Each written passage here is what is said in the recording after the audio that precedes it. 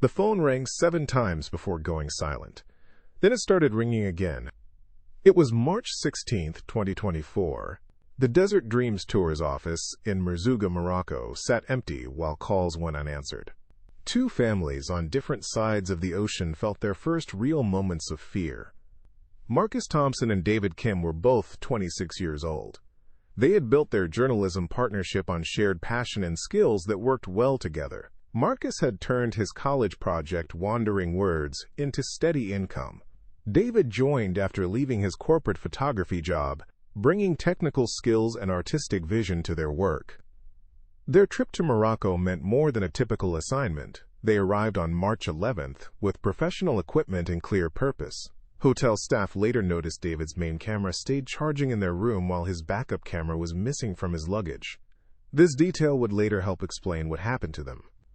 Tour records showed a simple plan, a desert trip starting March 13th, with return expected by evening on March 14th. When checkout time passed with no sign of them, hotel staff began routine welfare checks that revealed the first real concerns. Fatima, the hotel receptionist, remembered their conversations clearly.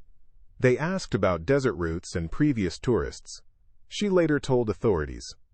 Their questions seemed more focused than typical travelers. Her observations came from professional instincts that would later prove important.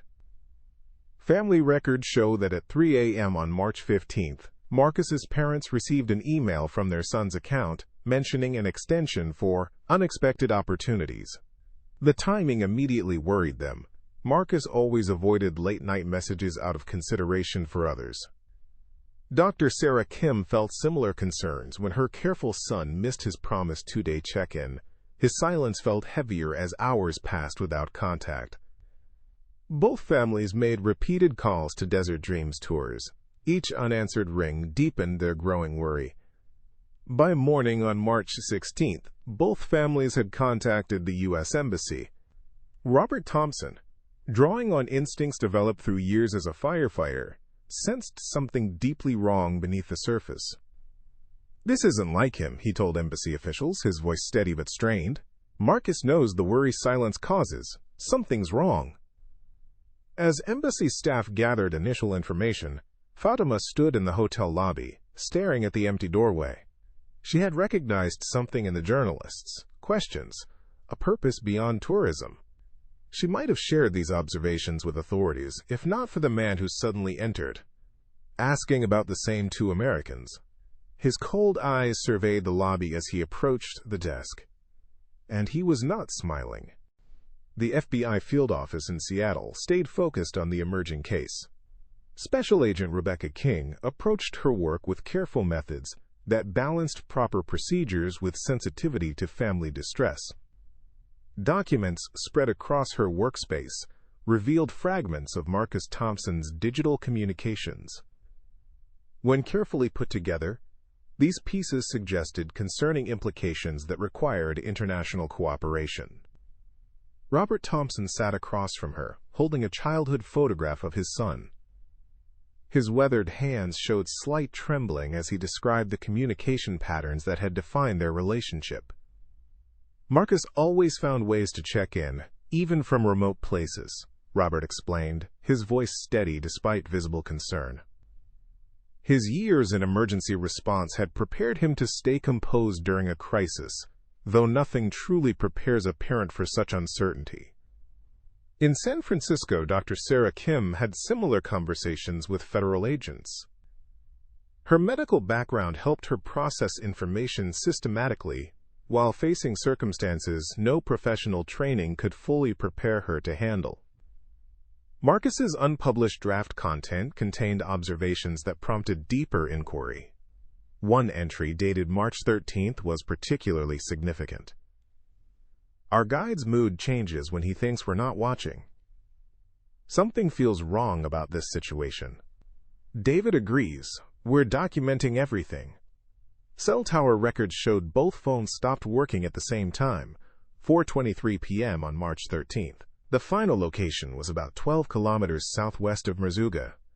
This information would later guide recovery efforts.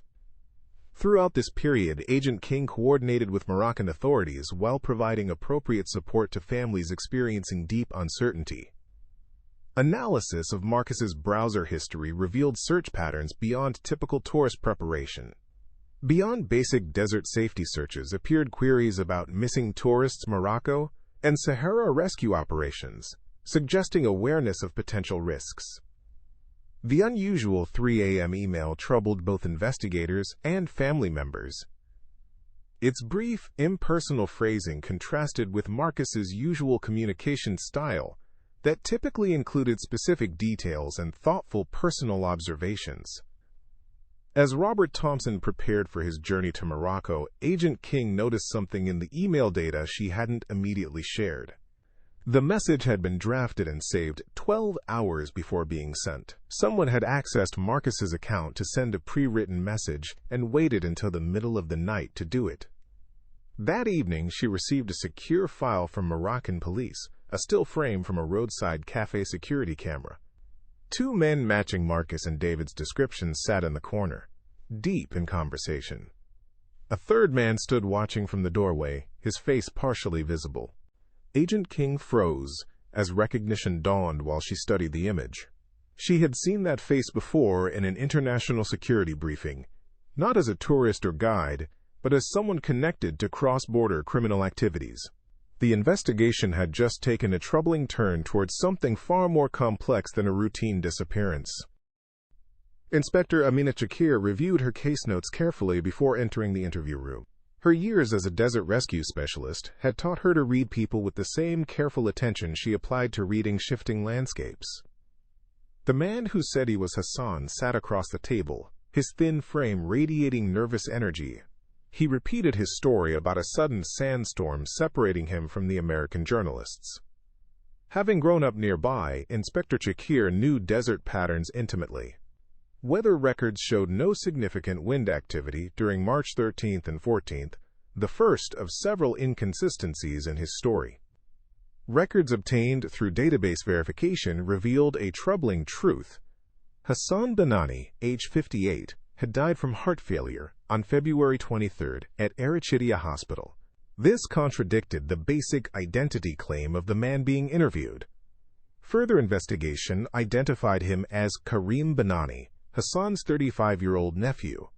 Financial records documented mounting pressure and personal crisis that provided context for his actions, though never excused them.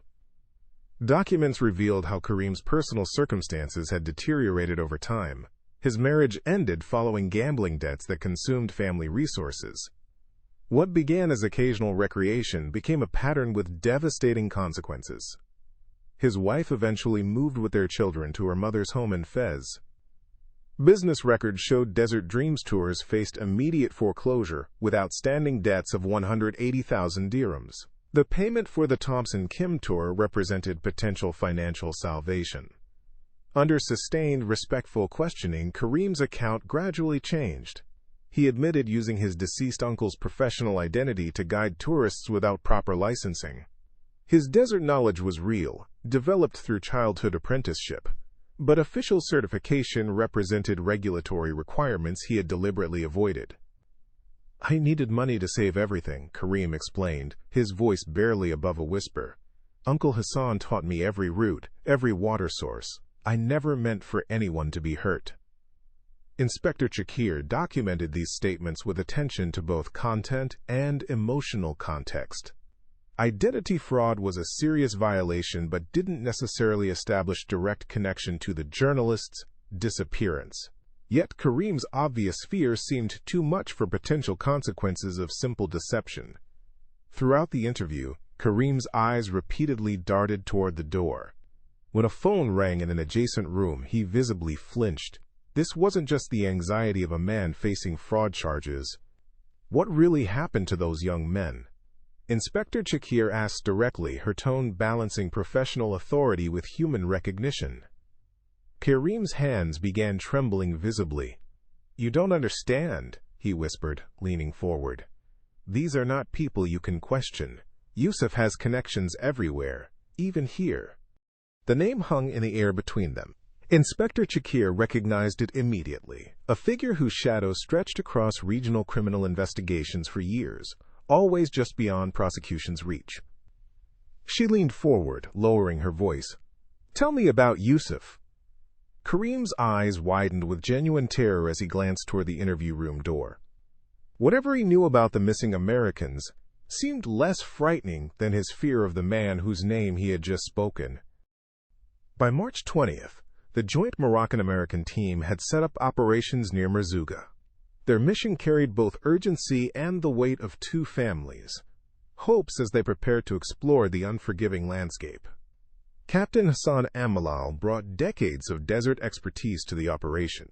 His weathered face reflected years navigating both the Sahara's beauty and its capacity for hiding tragedy. The assembled specialists represented careful integration of international cooperation and specialized knowledge. Mohammed, a handler working with Luna, a Belgian Malinois trained for desert recovery, understood their deep responsibility. The specialized dog's remarkable abilities offered hope in vast spaces where human capabilities faced natural limitations. U.S. Embassy Security Officer David Walsh coordinated American involvement with attention to both technical requirements and human needs. His background included service experience that informed his understanding of the diplomatic complexities underlying this cross-border investigation.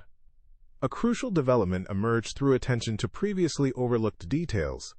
David Kim's missing backup camera was discovered during forensic examination of the tour vehicle, secured in the glove compartment. This positioning suggested deliberate placement rather than accidental storage, information that would transform understanding of the journalist's final hours. The camera's memory card contained images that fundamentally changed the investigation's direction. Final photographs documented their guide having what appeared to be a heated discussion with three unidentified men at a roadside establishment. David had captured expressions revealing anger, desperation, and what appeared to be negotiation over matters of significant consequence. Technical data confirmed these images were captured on March 12 at 3:47 p.m., showing the journalists had documented this encounter during pre-tour exploration. The timing suggested developing concerns about their guides' associations before formally beginning their desert trip. Photographic evidence showed Kareem receiving what appeared to be financial payment from the unidentified individuals, a transaction raising deep questions about relationships potentially endangering the journalists. The interaction appeared tense, with body language suggesting coercion rather than willing participation on Kareem's part. Search operations use sophisticated mapping and thermal imaging across challenging terrain. The systematic approach reflected both technological capabilities and deep respect for families awaiting resolution. Local Berber guides contributed generational understanding of wind patterns and seasonal changes that even sophisticated equipment couldn't fully capture. Their participation represented meaningful collaboration between traditional knowledge and modern investigative techniques. Robert Thompson and Dr. Sarah Kim arrived in Merzouga that day, staying at the hotel where their sons had spent their final documented night in safety. Their presence added emotional dimension to technical procedures, reminding everyone involved that behind coordinates and evidence lay two young lives filled with aspirations and courage. As the search team prepared to break for the evening, a local tea vendor approached Captain Amello with hesitation in his steps. The elderly man spoke quietly, glancing over his shoulder before sharing what he knew. "Those men in the photos," he whispered, "they work for someone dangerous. Someone whose name people fear to speak." The vendor touched the captain's arm with weathered fingers. "If your Americans cross their path, you should prepare the families for the worst." That night at the hotel, as Robert Thompson walked the hallway to his room, a young porter slowed his pace nearby. "Sir," he said softly, "don't ask about the cafe in public. People hear. They listen."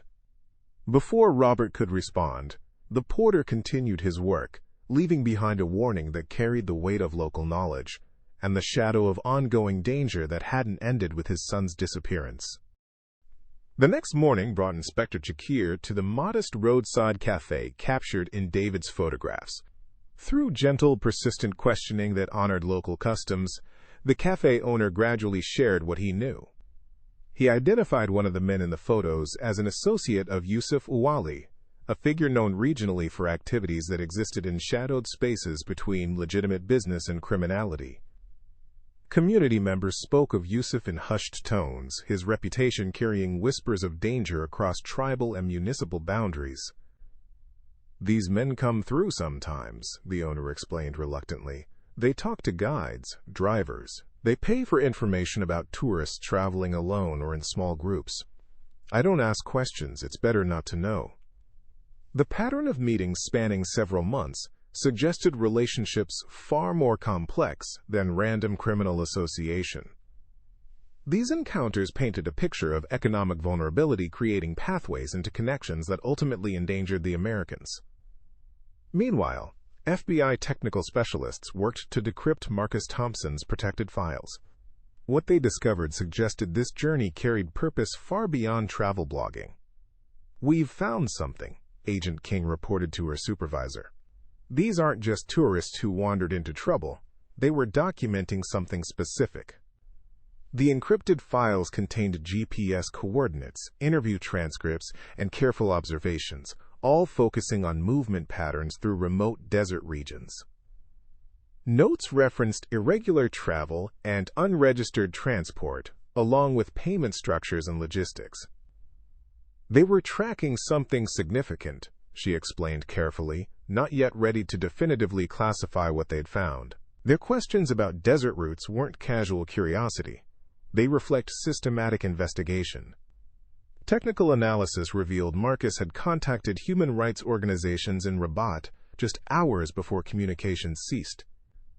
Draft emails mentioned, quote, "concerning patterns and, quote, vulnerable populations moving through Morocco's vast desert territories toward European destinations."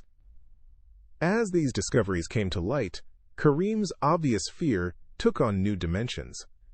His position between powerful interests and international investigation placed him where silence potentially meant personal survival, while speaking truth could bring justice for the young Americans while potentially endangering his own family. The investigation team recognized they no longer pursued questions of guide negligence or accidental deaths. They confronted organized operations that had identified and systematically eliminated journalists whose work threatened profitable activities spanning multiple countries and vulnerable populations. Inspector Shakir shared these developments with Captain Amalal as search operations continued. "The journalists knew exactly what they were looking for," she concluded. "And someone realized they weren't simply tourists."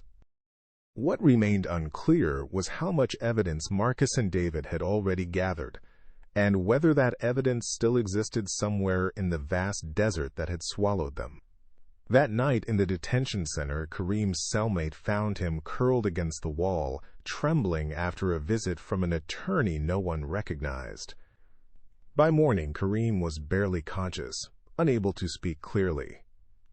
Medical examination revealed drugging consistent with attempted silencing. Someone had reached into a secured facility to ensure his continued silence. March 25th brought an unusual stillness to the desert landscape surrounding Merzouga.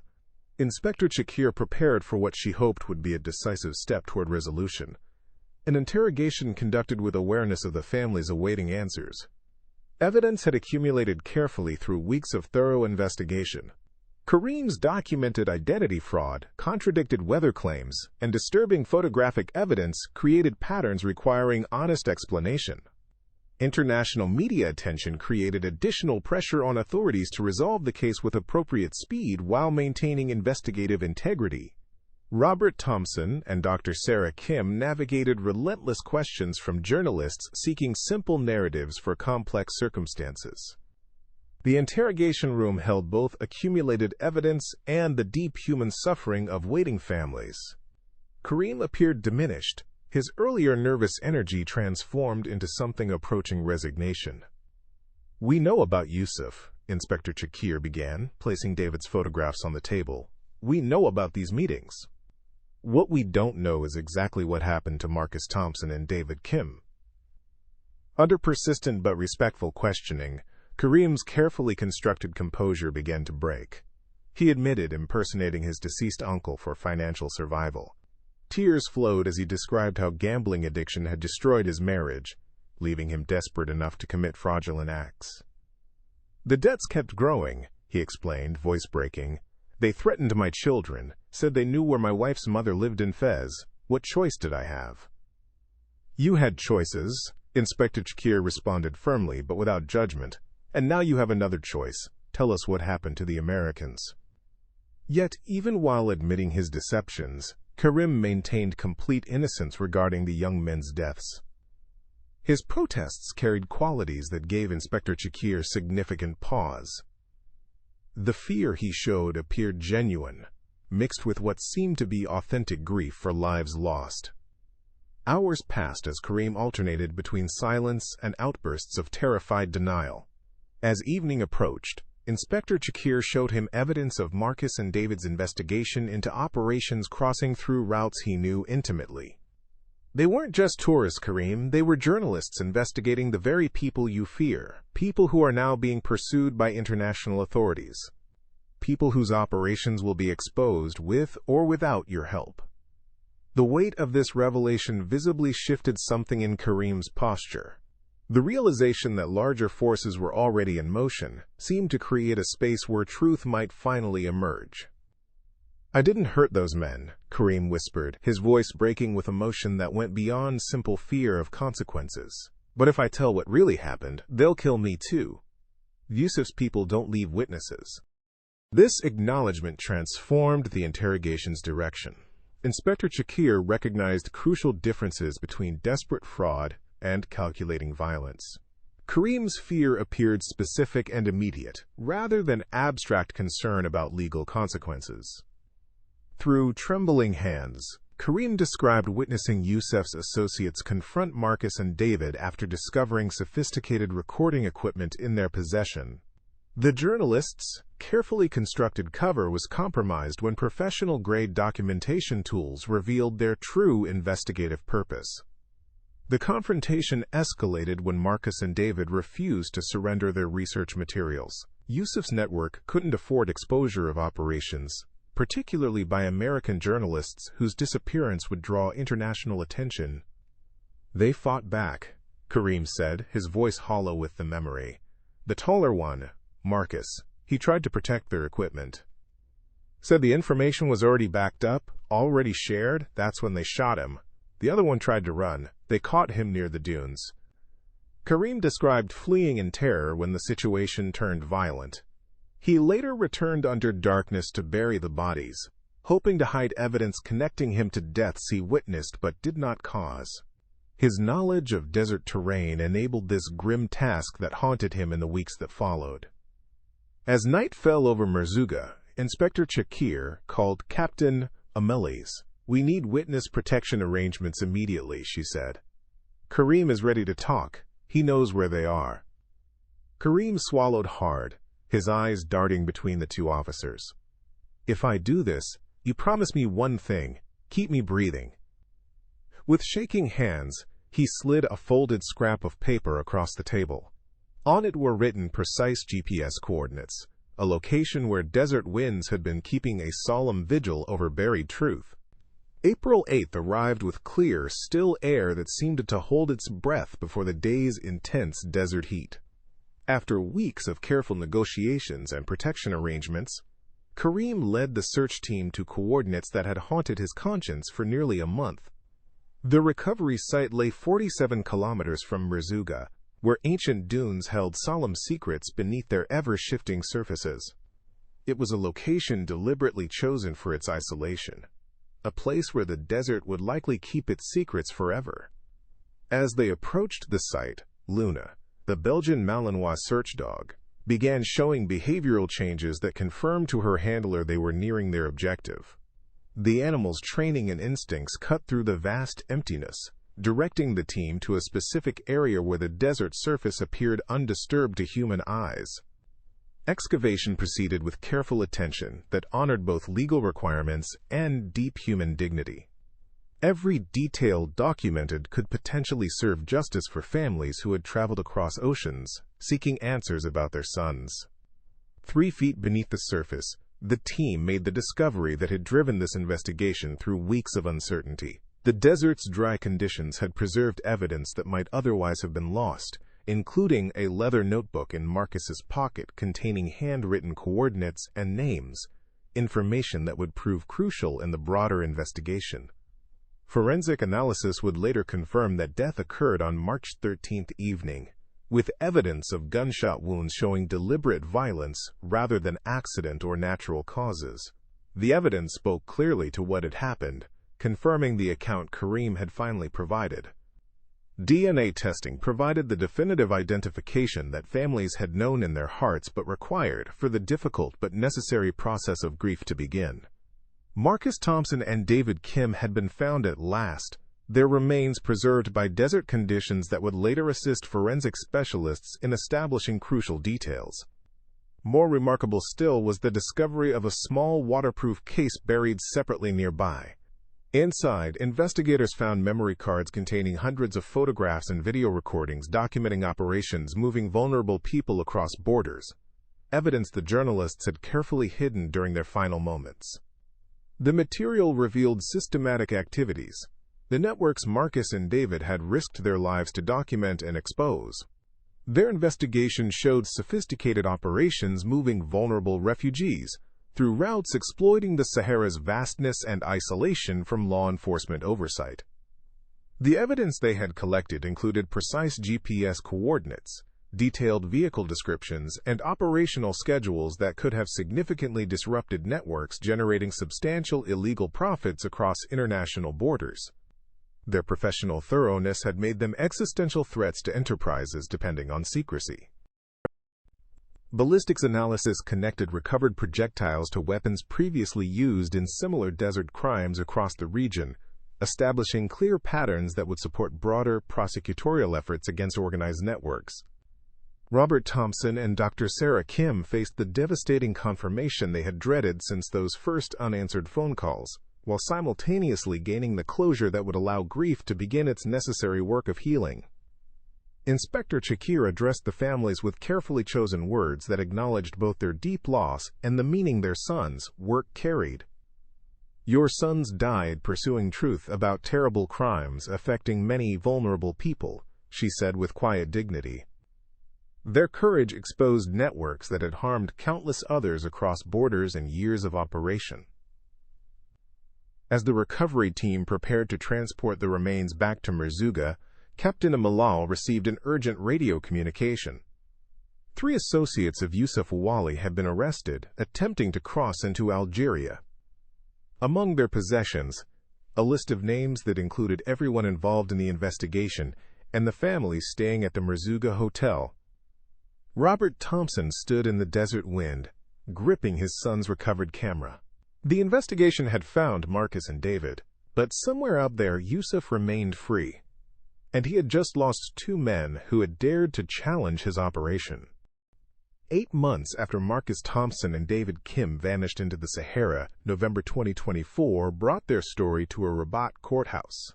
The proceedings represented far more than individual justice for 2 young lives lost.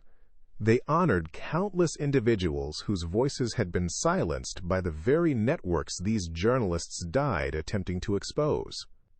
Yusuf Ouali and 2 associates faced murder charges before a courtroom filled with international media representatives and family members who had traveled across continents seeking resolution.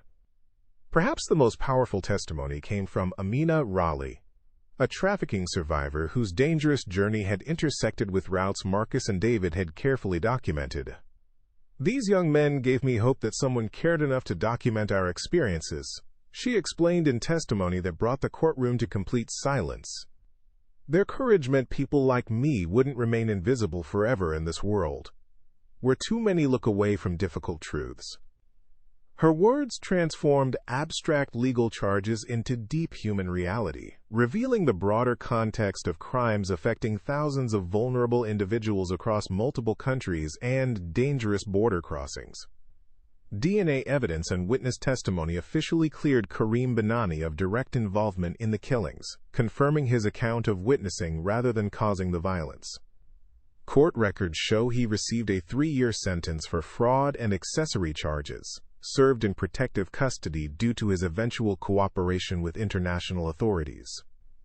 Following coordinated arrests across 3 countries, investigators successfully dismantled Yusuf's extensive criminal operation using evidence that Marcus and David had risked their lives to collect and preserve. 15 arrests disrupted smuggling routes that had operated profitably for years, ultimately creating safer conditions for vulnerable individuals seeking better lives. The families found renewed purpose alongside their deep grief. Records show Robert Thompson established the Thompson Kim Foundation, supporting investigative journalists working in dangerous situations worldwide. Meanwhile, Dr. Sarah Kim advocated for enhanced protection protocols for Americans traveling in remote locations, turning personal tragedy into meaningful systemic improvements. Their son's important work continued beyond death through institutional changes with lasting impact.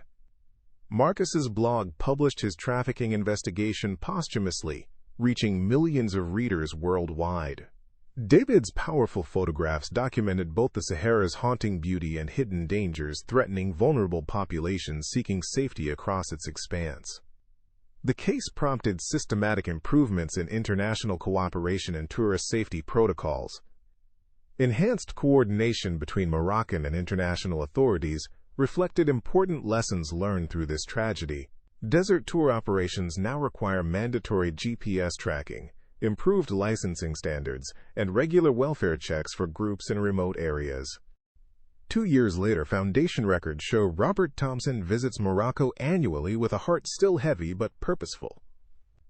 He supports local youth education programs connecting American and Moroccan students through meaningful cultural exchange. His presence honors his son's memory while building human connections that transcend borders and differences. The memorial plaque in Merzouga carries words both families chose together through careful consultation. Investigative journalists who gave their lives exposing truth in the Sahara Desert. Their courage illuminated dark networks and saved countless others. Truth buried will surface again. Marcus Thompson and David Kim ultimately achieved what they sought through their dangerous work: justice for the voiceless, exposure of systematic cruelty, and hope for vulnerable people seeking safety and dignity in an often hostile world. Their investigative work succeeded in creating meaningful change, even at the ultimate personal cost. As Robert Thompson walked away from the memorial ceremony, a young Moroccan journalist approached him cautiously. "There's another route," she said quietly, "and I think your son found it." She handed him a small flash drive. "I'm continuing their work," she explained, "with better protection now thanks to your foundation." The desert remembers those who sought truth within its vast expanse, and their work continues protecting others who walk dangerous paths towards safety and human dignity, in a world where such journalism remains both essential and perilous.